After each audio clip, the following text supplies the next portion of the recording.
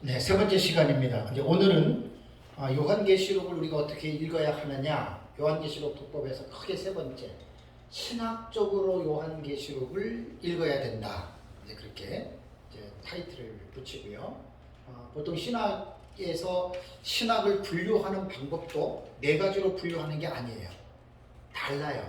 학자들마다 보는 게 다른데, 우리는 뭐 옛날에 제가 신학을 또 공부했고, 그래서 이제 그리고 지금도 이렇게 말하는 사람들이 많이 있어요. 주경신학, 조직신학, 역사신학, 실천신학 이렇게 이제 말들을 해서 그냥 요 범위 안에서 또 제 나름대로 자료들을 찾아가지고 제가 하는데, 아까도 첫째 시간에도 말씀을 드렸지만 이 신학이라고 하는 이 4대 신학의 카테고리 안에 있는 내용을 저도 몰라요. 이게 광범위한 거예요. 뭐 험증학, 뭐 아까 비평학 이런 것들은 저도 공부를 안 했거든요. 그렇지만 안 했다고 해서 모른다, 안 한다 그러면 안 되는 거예요. 자꾸만 우리는 공부라고 하는 것은 책을 보는 거니까 책을 보면서 공부를 해나가는 거잖아요. 그래서 신학 공부는 완성이 없습니다. 마침이 없습니다. 죽을 때까지 공부하다가 하나님 부르면 가는 거거든요. 그래서 이제 우리가 신학이라고 하는 부분에 있어서 될 수 있는 대로 할 수 있는 대로 폭넓게 하는 거예요. 공부를. 그래서 제가 이제 강의할 때 이 부분을 말씀을 드리는 거는 뭐냐면, 요한계시록뿐 아니라 모든 성경은 무작정 읽는다고 깨달아지는 책이 아니라는 거예요. 그래서 우리가 이제 종말론에서는 전천년을 선택하든 무천년을 선택하든 세대주의를 선택하든 후천년을 선택하든 그건 개인의 자유이기 때문에 자유까지 우리가 억압할 필요는 없습니다. 본인이 믿는 이단이 아닌 이상에는. 다만 이제 제가 주장하는 거는 늘 독법에 강의할 때 말씀을 드렸잖아요. 그냥 카더라 들은 풍어를 가지고 이렇게 말하지 말고 좀 이제 공부하는 차원에서 좀 깊이 있게 공부를 하자는 거예요. 전천년이든 무천년이든 세대주든 후천년이든 간에. 그러나서 이제 내가 보는 것들을 이제 어떤 지식의 체계, 신학적인 체계를 가지고 이야기를 하자. 그게 이제 제가 말하고 싶은 내용이에요. 뭐 이 신학의 방대한 신학을 제가 어떻게 알겠어요. 제가 계속 저도 공부하는 사람인데. 그래서 이제 이런 부분에서 차라리 이제 어떤 신학계 교수들 같은 경우는 자기 분야만 하면 돼요. 조직신학이면 조직신학, 뭐 성경신학이면 성경신학, 뭐 그거 하나 열심히 해서 박사 돼서 그것만 하면 되는데, 목사는 그래서는 안 돼요. 종합적인, 쉽게 말하면 예술을 하면 종합 예술을 목사는 다 알고 있어야 돼요. 조금씩이라도 다 알고 있어야 돼요. 그러니까 뭐 성도가 10명 나오든 100명, 10,000명 나오든 간에 목사가 할 일을 다 하잖아요. 그러니까 참 우리가 주어진 시간 안에 또 목사로서의 우리의 직임을 감당하는 이 일이 시간적으로나 얼마나 많이 우리가 투자하고 소요가 되는지, 그래서 좀 지혜롭게 쓸데없는 일들 같은 거는 정리하고, 그래서 하나님 말씀을 연구하는데 사실은 이제 우선적으로 우리가 시간을 사용하는 것이 저는 좋다고 봅니다. 지난 시간에 이제 주경신학에 대해서 전체를 말도 할 수도 없고 이제 몇 가지만 또 제가 할 수 있는 그 영향력 안에서 말씀을 드렸습니다. 이번 시간에 이제 강의할 내용은 뭐냐면 조직신학입니다. 주경신학 안에 이제 성경신학을 포함시켰잖아요. 그죠? 어떤 분들은 아예 4파트가 아니라 5파트에서 주경신학의 외로 또 성경신학을 딱 이렇게 보는 분도 있더라고요. 그건 뭐 그렇게 보시는 분은 또 그렇게 보시고. 자, 그러면 이제 조직신학이라고 하는 부분은 이제 첫째 시간에 서론으로 잠깐 말씀을 드렸지만, 서론이라고 하는, 조직신학이라고 하는 것은 보통 서론이 있잖아요. 그죠? 서론이 성경론 혹은 계시론이라 그러죠. 그죠? 요거를 말합니다. 서론이. 그 다음에 이제 신론이 있고요. 그 다음에 인간론, 인재론이라고도 하죠. 그 다음에 기독론, 그 다음에 1, 2, 3, 4, 5지요. 여기서 이제 구원론, 구원론을 성령론으로, 어떤 사람들은 또 성령론을 분리시키기도 합니다. 6번째가 이제 교회론이고 7번째가 종말론입니다. 조직 신학에 보통 뭐 어떤 분은 서론을 빼버리면은 6가지 파트가 되고 집어넣으면 7가지 파트가 되는데, 요것만 조직 신학으로 보지 않고 조직 신학에는 7파트와 변증학, 험증학, 종교 철학 혹은 현대 신학까지 넣어요. 저는 사실 이거 이렇게 공부해 본 적이 거의 없어요. 그래서 이제 이런 부분도 우리가 숙지를 하자는 거예요. 이런 부분도 알고. 그러면 이런 지식을 가지고 요한계시록을 읽어야 된다는 겁니다. 제가 주장하는 건. 그냥 무작정 그냥 읽지 말고. 자, 서론적인 부분으로 볼 때에는 요한계시록 1장 1절을 보면, 찾아보세요. 요한계시록 1장 1절에 예수 그리스도의 계시라 그러면서 이는 하나님이 그에게 주사 반드시 속히 일어날 일들을 그 종들에게 보이시려고 그의 전사를 그종 요한에게 보내어 알게 하신 것이라. 자, 예수 그리스도의 계시라고 하는 말은 아포칼립시스, 감추은 것을 드러내다, 뭐 그런 뜻이잖아요. 그러면 아까도 주경신학에서 정경론에 대한 말씀을 드렸잖아요. 그러니까 성경이 이제 그 고대의 뭐 어떤 그 신학자들을 통해서 하나님의 말씀을 기록이 되어졌는데, 이것이 과연 성령의 영감으로 기록된 정경에 넣어야 되느냐, 아니면 이게 성령의 영감이 아닌 그냥 사람이 쓴 글이냐, 이게 지금 정경론도 들어가면 상당히 공부 많이 해야 됩니다. 우리는 참 감사하게도 그런 전문가가 아니니까 깊이는 공부 못해도 또 그런 한 분야를 깊이 있게 공부한 그 박사들의 신학적인 산물을 통해서 우리는 배우는 거잖아요. 그죠? 그러니까 여기에서 지금 요한계시록이 정경성, 정경 66권 안에 포함이 된 겁니다. 포함이 됐는데, 오전에 말씀드린 대로 자유주의 신학과 신정통주의 신학은 정경론에 대한 부정을 합니다. 하나님의 성경은 하나님의 말씀이 아니다라고까지 얘기를 합니다. 그러니까 이제 이런 부분에서 우리가 결국은 논쟁을 하게 되고, 그들이 공격을 하면 방어도 하면서 우리도 공격을 해야 되잖아요. 자, 일찍이 종교개혁자 루터는 뭐라고 얘기를 한 줄 아십니까? 요한계시록을 가리켜서 요한계시록에는 십자가가 빠져 있기 때문에 아무도 그 안에 무엇이 들어있는지 알지 못한다. 루터가 그런 말을 했습니다. 그리고 요한계시록의 본서의 예언들은 벙어리 예언이다라고 루터가 말했다고 합니다. 이것이 1522년 그의 독일어 성경 첫판에 계시록에 관한 루터는 이렇게 썼다 그래요. 루터가. 그 다음에 19세기에 주경학자 드베테라고 하는 사람은 이 책은 텅 빈 베일같이, 텅 빈 병들같이 이 요한계시록 안에는 아무것도 없다. 자, 여러분 잘 생각해 보세요. 이 말이 지금 뭘 말하는 건지. 칼빈 같은 경우는 신구약 모든 책을 주예를 한 대주석 주경학자였지만 요한계시록은 주석하지 않았습니다. 그리고 일찍 또 병 때문에 53세인가 그때 돌아가셨잖아요. 아마 살아있으면 아마 칼빈도 했을 겁니다. 어쨌든 칼빈이 요한계시록에 대한 저작물은 없습니다. 제임스 텐이라고 하는 이 신학자도 요한계시록을 기차 터널에 비유합니다. 그러니까 요한계시록의 시작한 부분과 끝부분은 조금 알 것 같지만, 이 말은 뭡니까? 1, 2, 3장과 21장, 22장은 조금 알 것 같으나 중간에 들어가서는 전혀 알지 못한다. 이게 신학자들의 말이에요. 그러니까 이렇게 요한계시록이 어렵단 말입니다. 루터 같은 경우는 이신칭의의 어떤 치우친 신학의 입장을 가지고 있었기 때문에 야고보서 자체를 지푸라기 서신이라 그랬어요. 만약에 루터에게 당신이 성경에 영감된 정경론을 구분하라 그랬으면 루터 같으면 요한계시록하고 야고보서 저는 보면 뺀다고 봅니다. 근데 감사하게도 이거는 어떤 개인의 취사 선택이 아니라 이제 오래전 공의회 때부터 아마 추후 100년의 양리아 회기 때에 아마 신약 성경이 정경화가 된 걸로 알고 있거든요. 이미 그 이전에 이미 신학의 선배들로 말미암아 성경은 66권으로 하나님께서 확정을 시켜놨습니다.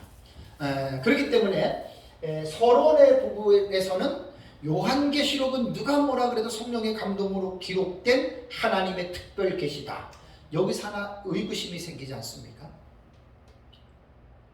요한계시록 이전까지 유다서까지 65권은 다 다들 자유스럽게 말하는데 요한계시록에 대한 부분들은 거의 설교가들이 취급을 하지 못하는 어려운 책이 되어버렸어요. 저도 그랬어요. 전에. 이건 도전적인 제가 말입니다. 심각성을 좀 가져야 됩니다. 요한계시록도 앞에 기록된 유다서까지 65권의 내용과 똑같이 성령의 감동으로 기록해 놓으신 하나님의 특별 계시한 책이다. 당연히 연구해야죠. 그죠? 당연히 가르쳐야죠. 현실은 어떻습니까? 요한계시록 거의 뭐 그만큼 요한계시록이 어려워요. 그래서 제가 이번 학기 강의한 게 요한계시록을 어떻게 읽어야 하나 독법이에요. 어렵기 때문에 그 어려운 이유가 있거든요. 그럼 그 이유를 밝혀내면 어려움이 해소가 되는 거예요. 그래서 이제 독법에 대한 이 부분을 하나님 좀 연구하게 하셨습니다. 자, 두 번째는 이제 신론입니다. 신론. 자, 요한계시록을 보면 신론은 신구약 전체에서 하나님에 대한 말씀들을 집약시킨 거죠. 그러니까 조직신학의 특징이 뭐냐면 창세기부터 계시록까지 있는 모든 말씀을 주제별로 체계화시킨 거예요. 하나님에 대해서 창세기에서 계시록에 있는 내용을 학자들이 뽑아가지고 그걸 체계화시킨 체계화시킨 것이 이게 조직신학이거든요. 인간론도 마찬가지고 요한계시록에 나타난 인간이 있잖아요. 또 기독론이 있고 구원론이 있고 교회론이 있고 종말론이 있잖아요. 그것을 이제 이 조직신학이라고 하는 정말 신학에 있어서 뭐 어떤 극단적인 성경학자들은 조직신학 없애야 된다고 얘기를 하는데 그거 웃긴 말이에요. 그러면 안 되죠. 정말 이 조직신학 너무너무 중요하고 오전에 말씀드린 대로 조직신학의 그 뼈대가 성경신학적인 깊이가 없는 조직신학은 잎사귀만 무성합니다. 딱딱합니다. 목사님들은 개인적으로 성경신학적으로 성경을 계속해서 공부하고 읽어나가는 이 지식이 플러스가 안 되면 그냥 조직신학만 그냥 뼈대만 맨날 그것만 외치는 어떻게 보면 좀 때로는 공허할 수도 있어요.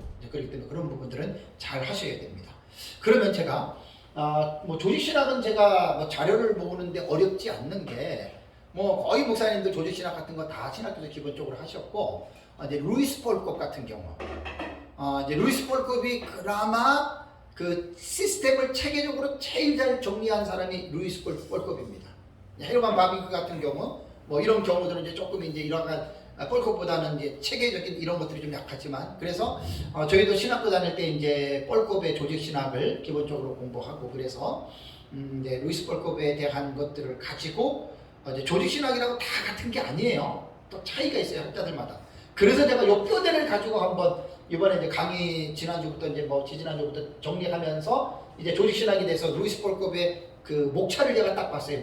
목차를 보고 또 궁금한 내용이 있으면은 제가 들어가가지고 천년기설 같은 거를 봤거든요. 루이스 폴컵 그러면 참 훌륭한 신학자입니다. 칼빈주의 아주 깊은 조직신학자인데 종말론 부분은 제가 종말론을 조금 이제 연구하다 보니까 어떤 학자든지 간에 정말 다 약해요. 종말론은. 참 내가 너무 실망했어요. 야, 종말론이 뭐 이제 다른 앞에서 뭐 인간론, 신론, 기독론, 구원론 막 이런 것들은 상당히 정말 뭐 더 이상 첨부할 필요 없을 정도로 잘해놨는데 와 종말론 보고 내가 깜짝 놀랐어요. 바빙크도 보고 폴컵도 보고 그 다음에 뭐 잠깐만 생각이 안 나요.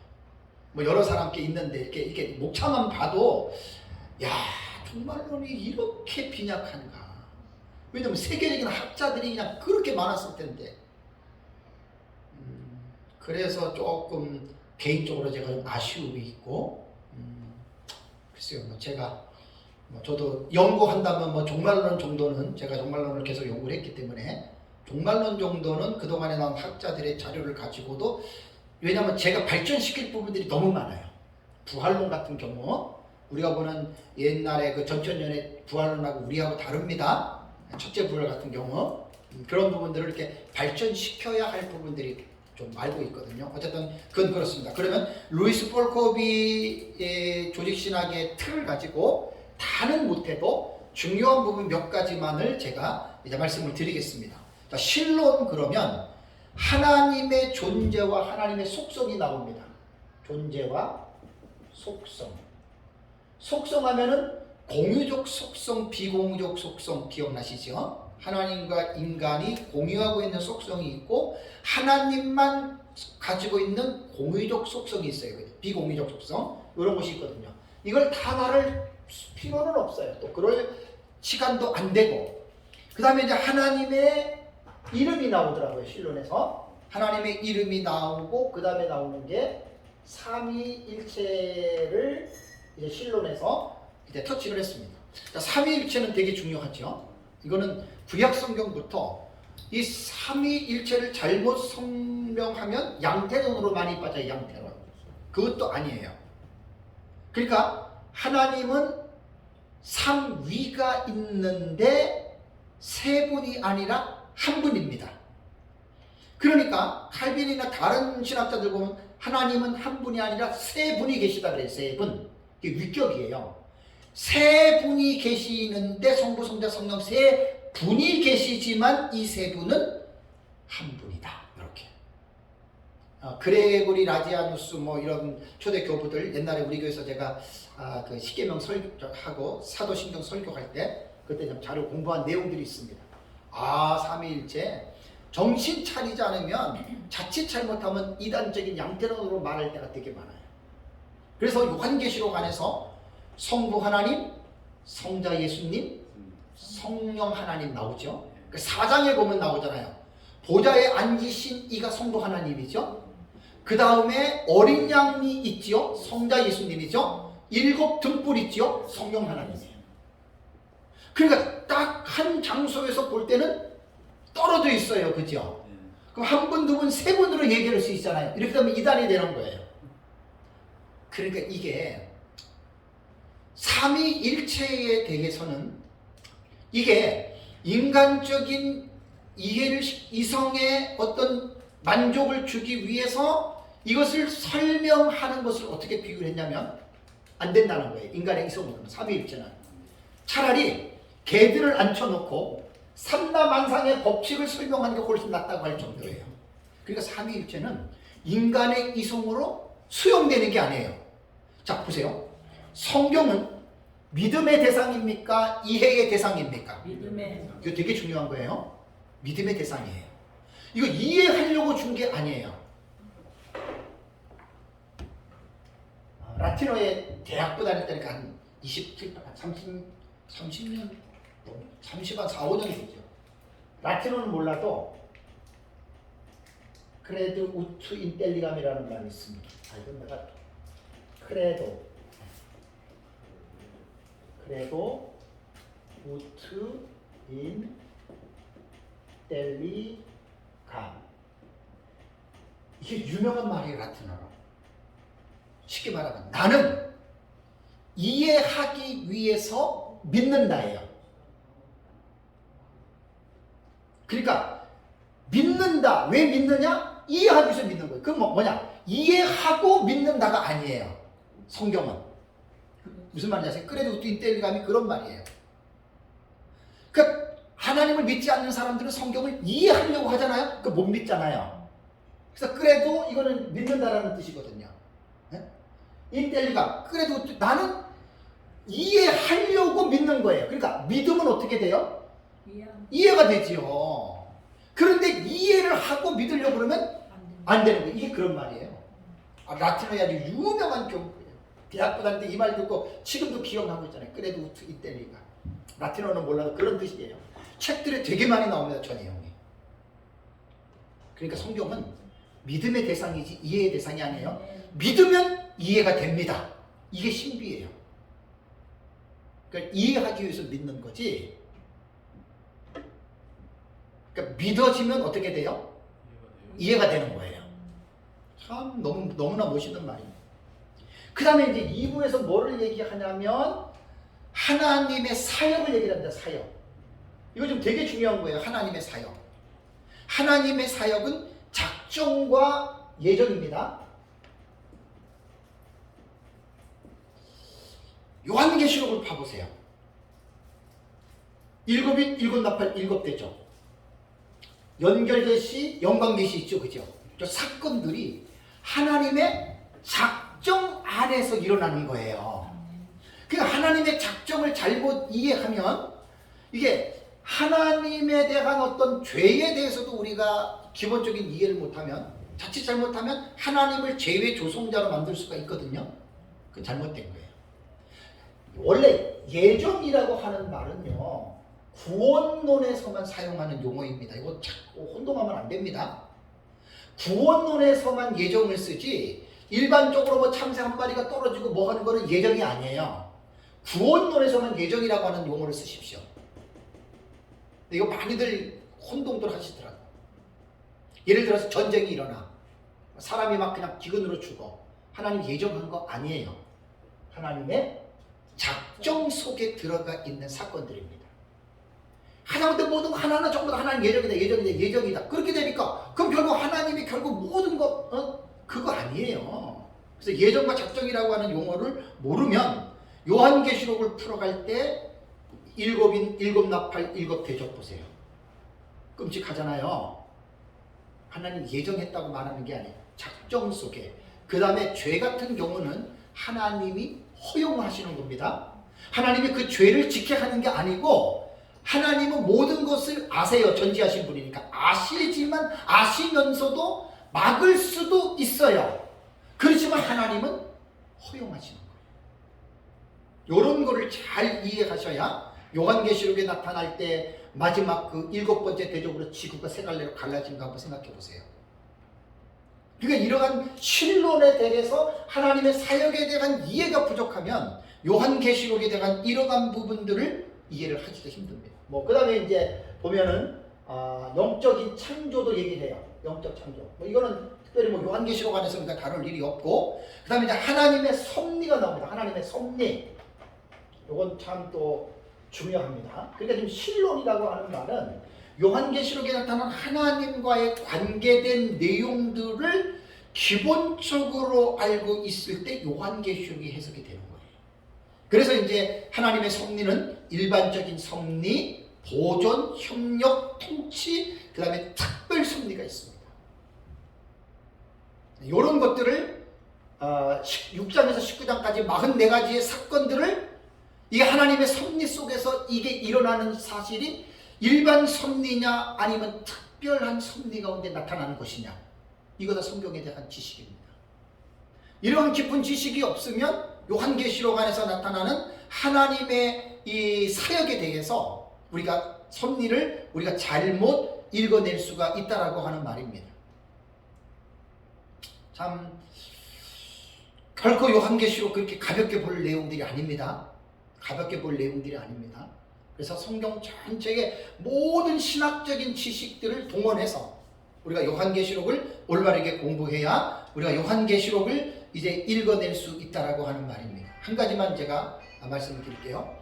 요한계시록에 보면은 이제 그 일곱 대접의 특징이 뭔지 아시죠? 셋째 화인 일곱 번째 나팔은 일곱 대접이에요. 일곱 대접의 특징은 하나님의 진노를 가득히 담은 마지막 재앙의 성격이 있습니다. 그래서 일곱 번째 대접으로 이 지구가 세 갈래로 갈라지면서 멸망을 하잖아요. 하나님의 섭리 가운데 일어나는 일이잖아요. 왜 하나님이 이러한 일을 하셨을까? 그래서 이제 대부분 사람들이 하나님에 대한 작정과 뭐 섭리나 하나님에 대한 마음을 모르는 사람들은 어떻게 사랑의 하나님이 이렇게 무지막지하게 이러한 심판을 할 수 있을까라고 생각하고 하나님의 심판을 불의하다라고 하나님을 힐문하는 사람들이 있죠. 그래서 대접 재앙에서 세 번째 나오잖아요. 그 이 땅의 셋째 대접이죠. 강과 모든 물샘 근원이 피가 되잖아요, 그죠? 여러분 그거 문자적으로 읽어야 됩니다. 우리는 상징이 아닙니다. 그 핏물을 먹어야 돼요. 예수님 재림 직전에. 근데 천사가 뭐라 그랬어요? 하나님이 하시는 일이 의로우시도다. 저들이 사람들의 피를 흘렸기 때문에 핏물을 마시는 것이 합당하다.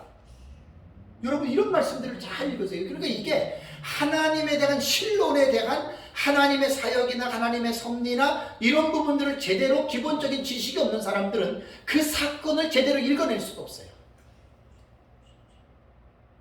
성경은요 정말 과학, 성경 해석은요 기가 막힌 과학적인 어떤 그러한 요소가 있습니다. 그래서 저는 주경신학적으로 연구를 하면서 여러분도 그러시겠지만 저는 되게 재밌어요. 성경 한 절을 가지고 어떤 경우는 몇 시간, 어떤 경우는 며칠 걸리는 경우도 있어요. 첫째 부활 같은 경우는 며칠이 뭐예요? 몇 달이 넘게도 걸리죠. 근데 힘은 들어도 얼마나 뿌듯한지 몰라요. 야, 이 내용이 이런 내용이었구나. 그거 하나를 밝히기 위해서 엄청나게 애를 씁니다. 어떨 땐 막 머리에 쥐가 나는 것 같아요. 근데 너무너무 기뻐요. 아니, 본문의 말씀이 이런 내용이었구나. 그걸 나름대로 발견하기까지가 많이 힘이 들어요. 힘이 들어도 그거를 발견하면 막 너무 기쁜 거 있죠. 목사님들 그렇잖아요. 성경 연구하다가. 네? 어떤 부분을 몰랐을 때다가 막 공부해서 막 잡고 막 머리 아프게 해서 딱 알면은 여러분 얼마나 그 기쁩니까? 그래서 요한계시록에 나타난 신론에 대해서 여러분 우리가 조직신학적인 부분에서 분명한 여러분 이런 게 있어야 되고요. 인간론에 대해서도 이제 루이스 폴컵의 그걸로 보면은 원시 상태에 있는 인간에서 인간의 기원, 인간 구성의 본질, 하나님의 형상으로서의 인간, 행위 언약 속에 있는 인간, 이러한 것들이 기본적으로 우리가 알고 있어야 되는 거예요. 그러니까 이러한 지식을 가지고 요한계시록에 나타난 인간론에 대한 부분을 이제 봐야 됩니다. 2부에는 폴컵은 어떻게 했냐면 죄의 상태 안에 있는 인간에서 이제 죄의 기원, 그 다음에 죄의 기원에 관한 역사적 견해, 성경적 근거, 그 다음에 최초의 범죄 인간의 타락을 얘기를 하고, 그 다음에 이제 죄의 본질적 특성을 이야기를 하는데 성경적인 죄의 개념이라고 하는 파트가 나옵니다. 여러분, 우리가 일반적으로 생각하는 죄하고 성경이 말하는 죄는 다릅니다. 하이델베르그에 나온 것 중에 이번에 신홍균 교수 보니까 그 글을 올려놨는데 한 30분 들었거든요. 하이델베르그에 보면은 보통 사람들은 죄 그러면 도덕과 윤리적인 면만 죄로 보는 거예요. 근데 우리는 죄를 도덕과 윤리로 보면 안 돼요. 원죄를 가지고 있고 원죄의 영향으로 자범죄들이 일어나죠. 그건 도덕과 윤리적으로만 보는 게 아니에요. 그래서 성경의 가장 큰 죄가 뭐죠? 하나님을 믿지 않는 죄가 가장 큰 죄고, 하나님을 믿지 않는 죄 때문에 사람이 지옥 가는 거예요. 그러니까 우리가 성경을 이렇게 왜 조직신학 같은 게 왜 중요하냐면 죄 하나의 문제만 보더라도 여러분 이게 분명하게 성경 속에서 정리들을 하셔야 돼요. 이 조직신학적인 뼈대가 이게 우리가 제대로 세워지지 않으면 성경을 막 우왕좌왕으로 해석합니다. 우왕좌왕으로. 그 다음에 이제 인재론에서는 죄의 형벌을 다룹니다. 형벌. 이것도 중요하고, 그 다음에 이제 죄에 대한 실제적 형벌에서 영적인 죽음과 삶의 고통과 육체적 죽음과 영원한 죽음. 얼마나 조직신학을 잘 여러분 이렇게 분류를 해놨습니까? 영적인 죽음, 삶의 고통까지 집어넣더라고요. 그 다음에 이제 육체의 죽음과 영원한 죽음. 요한계시록을 봐보세요. 생명책에 기록되지 않는 사람들은 모두가 다 짐승에게 경배하죠. 그죠? 영적으로 죽은 사람들이죠. 얼마나 그 하나님의 심판의 삶의 고통을 여러분 느낍니다. 누립니다. 육체가 그 사람들 나중에 어떻게 돼요? 죽지요. 여기서 끝나는 게 아니에요. 영원한 죽음까지 갑니다. 그러니까 인간에 대한 이해를 올바르게 알고 있어야 돼요. 이런 것들을 다 요한계시록을 우리가 읽어내면서 인간에 대한 부분들을 좀 깊이 있게 그 요한계시록에 나타난 내용을 우리가 이해를 하자는 거예요.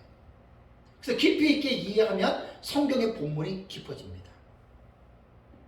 그 다음에 이제 은혜 언약 안에 있는 인간. 참 이런 거는 너무나 잘 해놨어요. 인간론 같은 경우는 너무나 잘 해놨어요. 그 다음에 은혜 언약 안에 있는 인간에서 구약과 신약과 그 다음에 구속 언약에서 쭉 많아요. 그래서 다 생략을 하고요. 그 다음에 이제 은혜 언약의 성질에서도 다 있지만 그리스도와 은혜 언약의 관계. 우리는 하나님과의 은혜 언약 안에서 살아가는 사람들입니다. 택자들은 이 은혜 언약이 끝까지 가는 거예요. 하나님 중도에 포기하거나 하차시키지 않습니다. 이 은혜 언약이 되게 중요한 거예요. 그래서 이제 요한계시록에 보면은 은혜 언약 관계 안에 있는 사람들이 택자예요. 그 사람들 구원받는 거예요. 네, 이런 부분들을 기본적으로 쭉 이제 이해를 해야 됩니다. 언약에 대해서도 아까 제가 언약신학, 성경신학에서 좀 말한 대로 그거 다 이렇게 언약을 좀 적어놨습니다. 그리고 요한계시록 안에서 우리가 이제 눈여겨봐야 될 게 뭐냐면 한일회가 시작이 되잖아요. 특별히 후 3년반이 딱 되잖아요. 그러면 예비초로 들어가는 성도가 있고 예비초를 들어가지 못한 여자의 남은 자손들이 있죠. 그 다음에 생명책에 기록되지 않는 사람들은 언약 밖에 있는 사람이죠. 요 세 부류를 정확하게 보셔야 돼요. 이 세 사람들에게 미쳐지는 영향들. 요한계시록에서 너무 중요합니다. 사실 요한계시록에서는 성도들을 향해서 교훈하는 내용이 있고 불신자들을 향해서 교훈하는 내용이 있어요. 성도들을 향해서 교훈하는 내용 중에서 가장 중요한 게 뭐냐면 예비처에 계십니다. 예비처. 그래서 7장이 하나님의 본 마음이 담겨져 있고 그런 것들을 요한계시록에서 읽어내야 되는데 참 안타깝습니다.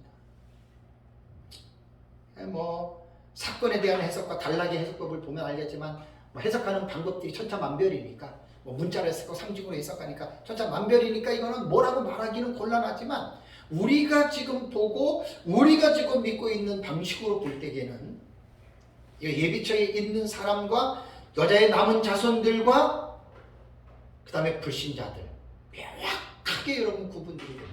이걸 이제 인간론에 대한 기본적인 지식이 있는 사람들이 요한계시록 안에서 이런 것들을 잘 이제 뽑아낼 수가 있습니다. 다음에 이제 기독론입니다. 뻘컵의 기독론도 당연히 잘 해놨죠. 기독론의 역사 이거는 그냥 넘어가고요. 이제 그리스도의 신분에서 비하의 신분과 승기의 신분 알죠? 그리스도의 낮아지심과 그리스도의 높아지심. 그리스도의 높아지심에서 부활과 승천을 하셨죠. 그 다음에 지금 현재 예수 그리스도는 영으로는 성령으로 우리와 함께 계시지만 성경적인 표현으로 볼 때는 하나님 보좌 우편에 앉아 계시죠. 그죠? 네. 요 부분을 기억하고 그 다음에 언제인지는 모르지만 예수 그리스도 어떻게 해요? 다시 오신다. 재림에 대한 이 부분. 그러니까 기독론에서는 이 부분을 다시 한번 상기를 시켜야 되고요. 또 그리스도의 직분에서는 선지자직, 제사장직, 왕직에 대한 어떤 이러한 부분들에 대해서 우리가 기본적으로 이제 예수 그리스도의 삼중직이라고 하잖아요. 그죠? 그것이 이제 오늘날 그리스도인들에게 위임된 거예요. 우리에게 들어진 거예요. 함께 이제 누리고 있는 이런 부분들도 있는데 이제 그 기독론에서는 요한계시록에서 보면은 1장에 보면 사도 요한이 예수 그리스도를 보지요. 그 예수 그리스도가 어떤 모습이고 어떤 분입니까? 그러니까 예수님께서는 선지하신 그리스도라 그러잖아요. 선지하신 하나님이라 그러잖아요. 사람의 몸을 입고 오기 이전에는 하나님으로 그때는 영으로 계신 거예요. 선지하신 그리스도. 그분이 신약시대에 사람의 몸을 입고 오셨죠. 육체로 입고 오신 사람, 하나님이 사람이 되신 그리스도예요. 그 다음에 그분이 십자가에 죽으시고 3일 만에 부활했어요. 그것은 똑같은 육체를 가지셨지만 영원한 생명체로 부활한 육체를 가지고 있는 분이세요. 그분이 그 상태로 하늘나라로 올라가셨어요. 그러니까 지금 예수님 그러면 성부 하나님 성자 예수님은 영적인 존재이기 때문에 육신적인 모습으로는 성부와 성령은 볼 수 없지만 성자 예수님은 영원토록 부활하신 이후에는 육체를 가지고 계신 하나님이십니다. 신비합니다. 이거 정말 신비합니다. 그래서 1장에서 사도 요한이 그 빛난 모습으로 뭐 신발 의복 모습으로 불꽃 같은 눈으로 나타났잖아요. 그죠? 그때 사도 요한이 보았던 그 예수 그리스도는 부활하신 예수님입니다. 이거 신기한 겁니다. 환상도 아니고 영도 아니고 실제로 영생체로 가지고 있는 부활하신 그분을 요한이 본 거예요. 근데 신기한 게 뭔 줄 아세요? 요한이 그분의 뒷모습을 보고 실신했잖아요. 그죠? 나는 그걸 처음에 볼 때 이상하게 생각했습니다. 보세요. 예수님께서 십자가에 죽으시고 부활했죠. 부활한 모습을 제자들이 다 봐서 알았지요.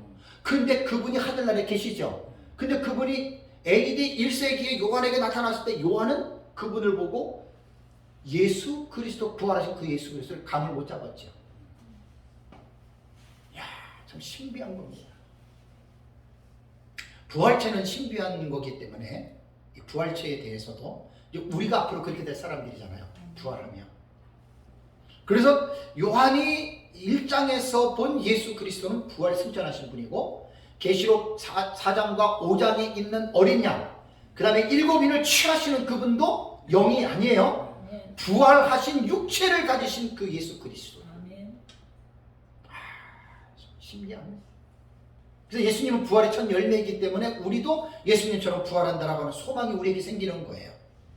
그분이 부활체를 입으시고 천상의 성전에 지금 계시고 그분이 인을 떼시고 재림하시고 그분이 천년왕국의 왕으로 통치하시는 분이시다.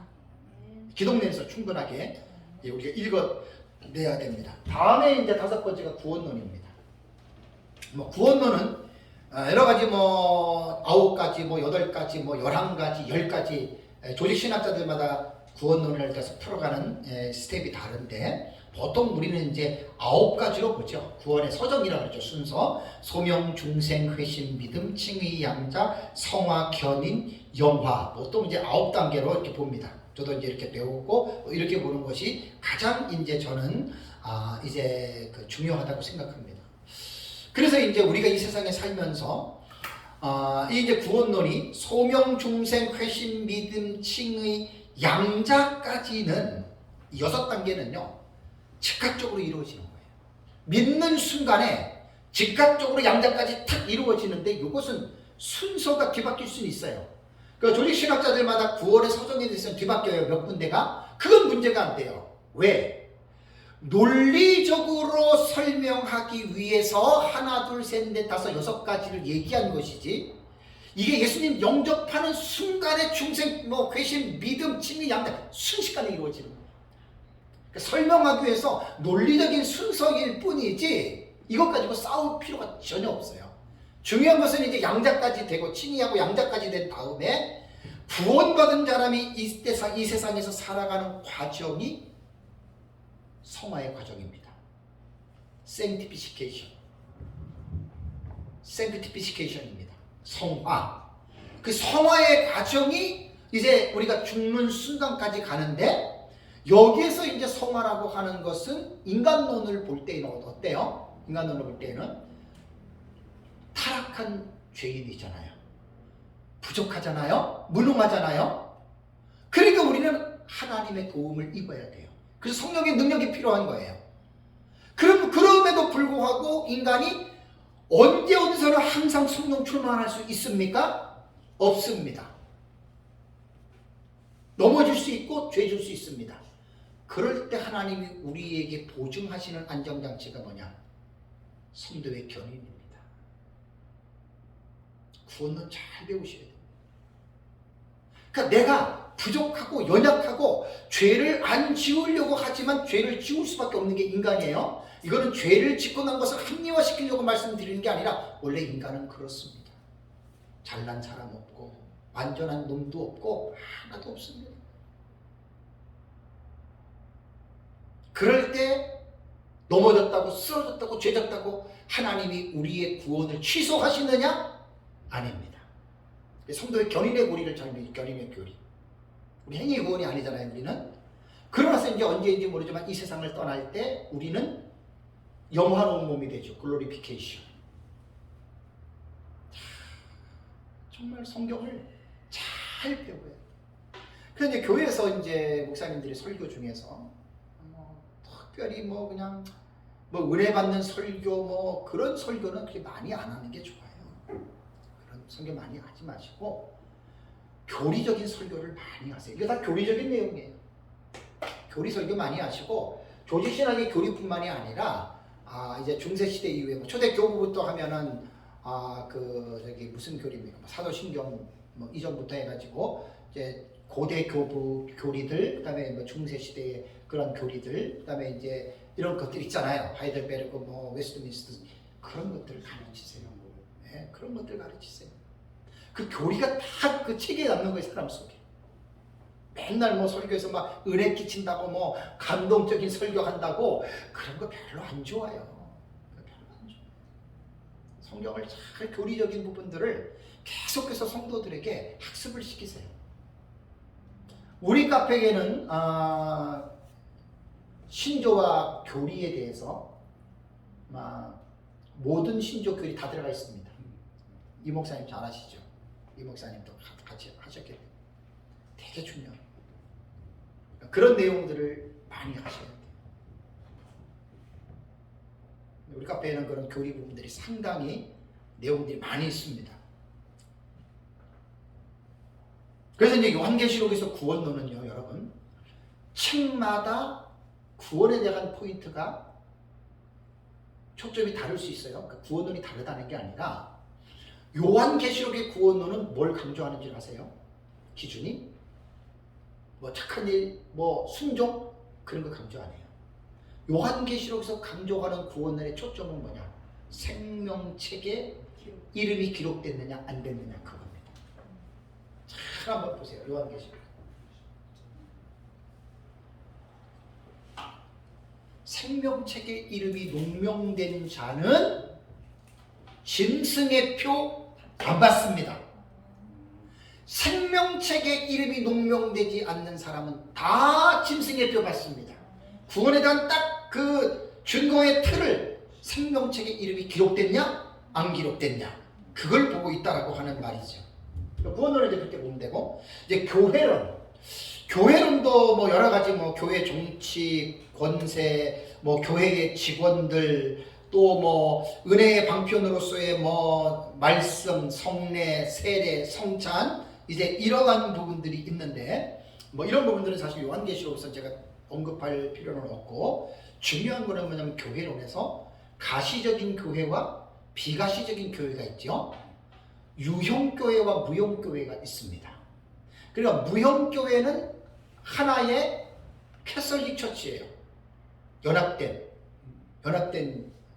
공동체거든요. 이게 무형교회거든요. 그러니까 무형교회는 세계적으로 하나고, 이 보이지 아니하는 교회가 보이는 유형교회로 나타난 것은 세상에서 셀 수 없을 만큼 건물을 중심으로 이렇게 세워놨잖아요.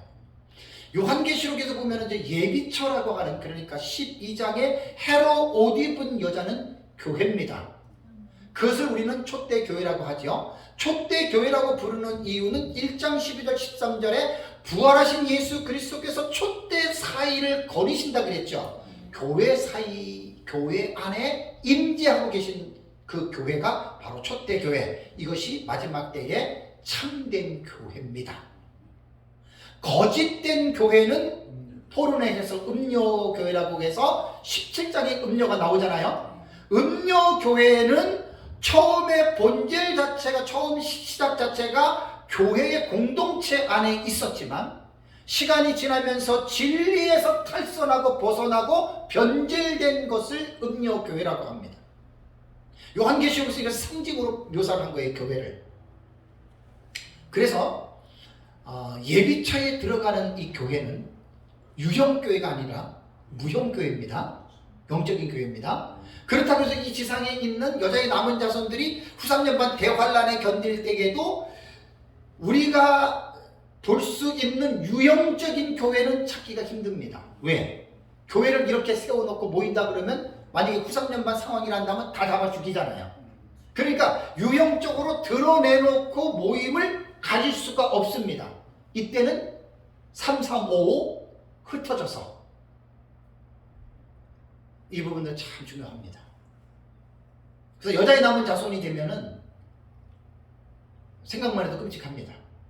근데 이렇게 생각해야 돼요. 여자의 남은 자손이 짐승의 표를 안 받으려다가 죽었어요. 그럼 그 사람 지옥 갔나요? 아니에요. 그러니까 구원은 짐승의 표를 받으면 지옥 가고 안 받으면 천국을 가는데 요한계시록 안에서는 택자들은 절대 안 받아요. 걱정할 것 없어요. 그러니까 짐승의 표를 받지 않으려고 죽는다? 그 사람 구원받은 사람 천국 간 거예요. 죽는 순간에 영혼은 천국 가지요? 지금처럼 육체는 땅에 묻히지요? 그러면서 단 이제 마지막 때 예수님 재림 직전에는 아쉬운 게 뭐냐면 살아있어야 천년왕국 들어가는데 죽으면 천년왕국 못 들어가요.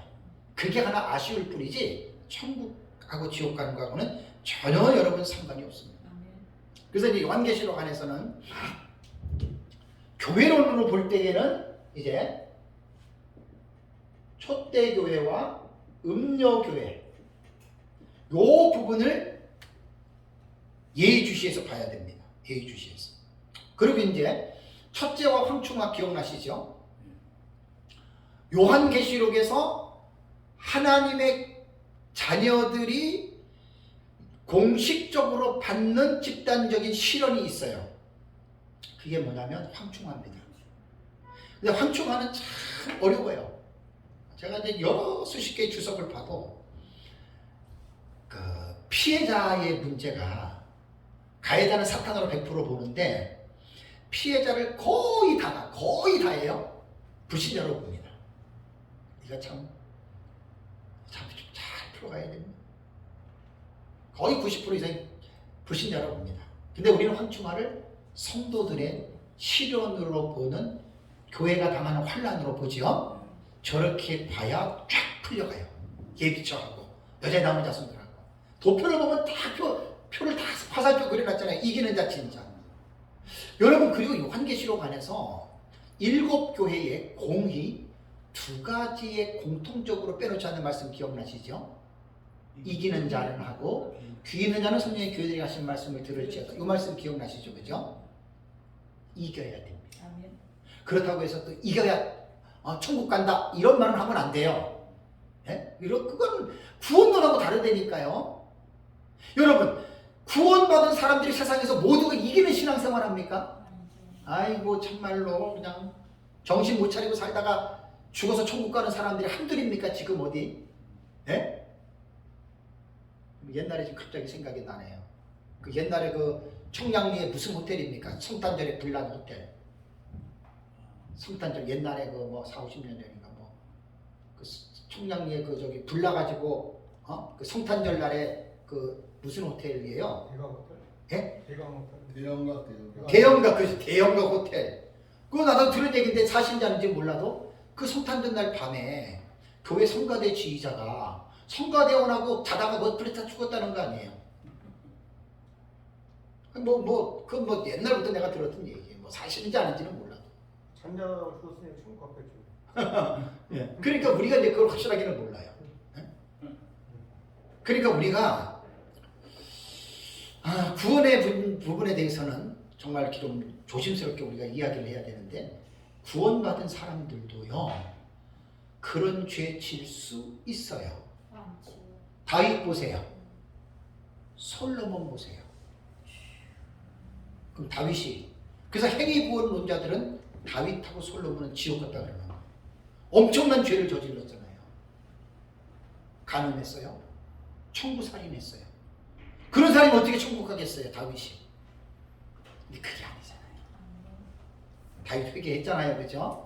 그렇다고 이것이 어떤 죄를 짓는 것에 대한 면죄부로서의 합리화로 이 말씀을 사용하면은 그건 잘못된 겁니다. 인간은요, 이제 우리 목사님들 다 뭐 환갑들이 뭐 넘으셨고 했으니까 살아보시니까 아시잖아요. 네? 얼마나 인간이 연약한 존재인지, 그죠? 젊을 때 그 젊음에 와 그러니까 인간은요 어쩔 수 없는 존재입니다. 그런 부분에서 너무나 지나치게 그렇게 할 수가 없어요. 그리고 이제 계시록 13장 7절과 10절을 보면은 이제 이 적그리스도가 사탄의 권세를 받아서 성도들과 싸워서 이기게 되지요. 이거는 이제 후 3년반의 상황은 여자의 남은 자손들 그들이 받는 환란이에요. 그러니까 황충화는 이제 성도들이 당하는 환란, 초대교회의 이 박해로 봐야 되고요. 그 다음에 13장에 나오는 이 환란 후 3년반에는 여자의 남은 자손들이 당하는 환란이에요. 그러니까 달라요, 그죠? 이 부분을 정확하게 잘 이제 구분을 하셔야 되고, 예비처에 있는 초대교회의 피난처, 그거하고 잘 보셔야 됩니다. 다음에 이제 7번째 종말론입니다. 종말론. 아까도 말씀드린 대로, 이게 종말론 볼 때 너무나 좀 내 마음이 아쉽더라고요. 야, 자칫 잘못하면 또 교만하다고 할 말인데 그 말은 안 할게요. 이게 뭐, 봐도 그냥, 이 대학자들인데, 막 인간론, 기독론 같은 경우 얼마나 기가 막히게 체계화를 시켜놨습니까? 난 종말론을 연구하다 보니까 너무나 조금 허접한 거예요, 종말론이. 야, 참, 그럼 어쩔 수 없고요. 그래서 이제 보통 종말론을 개인적인 종말론과 일반적인 종말론으로 다루더라고요. 그래서 이제 개인적인 종말론은 뭐 육체의 죽음이라던가 뭐 죽음 이후에 영원히 가 있는 곳 뭐 이런 것만 이제 이렇게 개인적으로 이렇게 터치를 하고, 일반 종말론에서는 이제 그리스도의 재림입니다. 예수 그리스도의 재림, 종말론에 이것이 단일한 사건인 재림이고, 재림 이전에 대사건이 일어난다. 근데 루이스 폴컵은 무천년이에요. 참 정말 안타까운 게 그 세계적인 대학자가 전천년과 세대주의 전천년을 구분을 안 했어요. 제가 조금 좀 마음이 그렇더라고요. 어떻게 이렇게 했을까? 앤서니 후크마 알지요? 앤서니 후크마의 종말론을 봐보세요. 앤서니 후크마는 역사적 전천년과 세대주의를 정확하게 구분했습니다. 근데 그게 너무 아쉽더라고요. 루이스 폴컵이 그래서 이제 이 종말론에서 세대주의하고 역사적 전천년을 묶어서 얘기를 하더라고요. 그거는 제가 볼 때는 조금 루이스 폴컵이 종말론에 대해서는 그 부분은 그냥 유야무야 그냥 넘어간 거예요. 조금 좀 아쉽더라고요. 그래서 이제 그리스도의 재림을 다뤘고, 그 다음에 이제 천년 왕국의 견해들을 또 다뤘어요. 그래서 과거의 전천년, 현재의 전천년, 전천년설의 반대. 여기서 내가 보고 놀란 게, 과거의 전천년을 역사적 전천년설로 얘기를 했지만 19세기에 이후에 일어난 세대주의 전천년설을 그거를 전천년의 대표적으로 잡아가지고 현재의 전천년은 세대주의 전천년으로 전천년을 밀고 나가버린 거예요. 아니죠. 아니라고요. 그래서 이제 제 책을 보면은 이런 부분에 대해서는 나름대로 제가 정확하게 구분을 좀 해놨습니다. 그러고 나서 이제 죽은 자의 부활, 최후의 심판, 그 다음에 최후 상태에서 악인과 의인의 이러한 최후 상태에 대해서 이제 폴컵은 책에다가 이런 부분들을 이제 이렇게 묘사를 해 놓았습니다. 참 정말로 이제 그 안타까운 게 뭐냐면, 천년 왕국론에도 폴컵은 상당히 좀 약합니다. 전천년하고 세대주의에 대한 이 부분을 명확하게 구분을 안 해놨고, 이제 이것은 그런 것 같아요. 루이스 폴컵도 이제 조금 이전의 사람이잖아요, 그죠? 이제 앤서니 후크마 같은 경우는 이제 뭐 최근에 그죠? 최근보다는 그래도 한 뭐 60, 70대 정도 되겠죠, 그죠? 그렇게 했기 때문에 이제 조금 그런데, 어쨌든 이 부분에서는 상당히 폴컵에 대한 이 부분은 현재의 전천년, 과거의 전천년을 세대주의하고 역사적 전천년을 구분하지 못했다는 것에 대해서 상당히 좀 아쉬움이 저에게 있었습니다. 그 다음에 이제 그 무천년이라는 용어를 안 쓰고 후천년의 다양한 형태들을 이렇게 썼습니다. 네, 다음 시간에 이제 제가 역사적 거기에서 이제 후천년에 대해서 말씀을 드릴게요. 원래 무천년이라고 하는 용어는 잘못된 겁니다. 그렇게 쓰면 안 됩니다. 후천년이 많습니다. 전천년, 후천년 이렇게 해야지 만든다는 말입니다. 그러니까 이거는 다음 시간에 할게요. 또 괜히 반복. 천년기는 재림하고 딱 연결해서 나오는 용어예요. 재림을 기준하느냐, 천년왕국을 기준하느냐. 여기서 딱 용어가 나왔기 때문에 이 부분을 분명하게 여러분 이해를 해야 됩니다. 그 다음에 이제 죽은 자의 부활에 대해서는 이거 진짜 참 첫째 부활. 첫째 부활에 대한 이 주제가 역사적 전천년 안에서도 이 첫째 부활이라고 하는 이 부활론이 다시 새롭게 논의가 돼야 됩니다. 이건 참 너무너무 지금 중요한 말이에요. 첫째 부활. 그래서 이제 무천년의 종말론의 부활가는 예수님 재림하면 죽은 성도들 부활하고 불신자도 동시 부활하고 살아있는 자는 변화가 돼서 천국 지옥, 이게 무천년의 부활론이잖아요. 그죠? 예수님 재림하면. 전천년의 부활론은 예수님 재림하면 죽은 성도들 부활하고 살아있는 성도들 변화되고 불신자 안 살아납니다. 그리고 이 사람들이 천년왕국을 들어가고 천년왕국이 끝난 다음에 불신자 부활한다. 이게 역사적 전천년의 정설입니다. 근데 성경을 보면은 저 역사적 전천년 입장에서 천년기설은 초대 교부부터 부활론을 잘못 본 게 있어요. 그 부활론을 잘못 봤다는 말이 뭐냐면 첫째 부활에 대한 해석을 제대로 못한 거예요.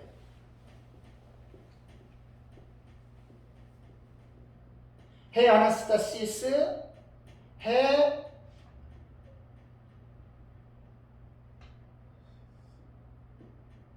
프로테, 부활 첫째.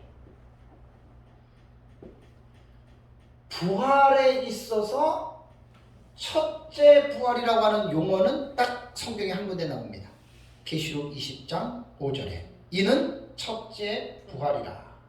해 아나스타시스 해 프로테, 이게 첫째 부활이라고 하는 말이거든요. 이게 해석이 무천년은 첫째 부활을 중생으로 봐요. 참 이게 뭐 아까도 말씀드렸지만 문자적인 해석이냐 상징적인 해석이냐는 대화 타입이 전혀 안 됩니다. 무천년은 중생이고 전천년은 죽은 자의 몸의 부활로 봅니다. 그런데 이 전천년에서는 이 부활을 죽은 성도들로 보지만 이게 전통적으로 내려온 견해예요. 근데 제가 성경을 연구한 바에 의하면 성도들 예수님 재림할 때 부활 안 합니다. 이때 부활하는 사람이 누구냐면은 두 부류의 순교자들입니다. 이것이 계시록 20장 4절을 추해하면 이 결론이 나와요. 그래서 제 책에 계시록 20장 4절 부분을 보시면 아주 나름대로 깊이 있게 써놨습니다. 이게 이제 앞으로 역사적 전천년이 기존 지금까지 내려왔던 부활론의 지게표를 옆으로 옮기는 거예요. 나는 100% 자신이 있습니다. 뭐 자만이나 그만 아닙니다. 성경적으로 뒷받침이 다 돼 있다는 거예요. 요거. 그래서 이제 이 부활에 대한 이 부분은요 너무 중요합니다. 뭐 그 다음에 최후 심판이라던가 인간의 최후 상태, 이거는 무천년하고 전천년은 처음과 끝은 같아요. 예수님 재림과 천년하고 그것만 다르지 마지막 부분에 뭐 사탄의 뭐 그거 좀 달라도 뭐 이제 죽은 자 부활해서 크고 힘보자 심판이 있잖아요. 그다음에 죽고 나서 이제 영벌과 영생 갖는 거, 요거는 똑같단 말이에요. 요거는 무천년하고 전천년이. 근데 이제 그 중간 자체가 완전히 지금 이제 다른 어떤 가운데에 이제 그렇게 되고 있죠. 그리고 이제 천년왕국이라고 하는 거는 이제 무천년에서는 현천년으로 보니까 현재의 신약 시대가 천년왕국이다라고 상징으로 보니까 우리처럼 문자로 보는 예수님 재림 후의 천년왕국 전혀 이거는 비교도 안 되고 대화도 안 되고 그러한 상황 가운데에 이제 있다라고 하는 이제 사실이죠. 그래서 우리는 어쨌든 제가 보는 견해는 역사적 전천년 입장에서 미래주의 해석을 따르고 이 미래주의 해석법이야말로 역사적 전천년주의자들이 보았던 것인데 우리가 요한계시록을 읽을 때 이 조직신학적인 입장에서 조직신학적인 입장에서 분명하게 우리가 이해를 하고 여러분들 우리가 이 부분들을 봐야 됩니다. 네, 이번 시간 잠깐 또 쉬고 다음 시간 마지막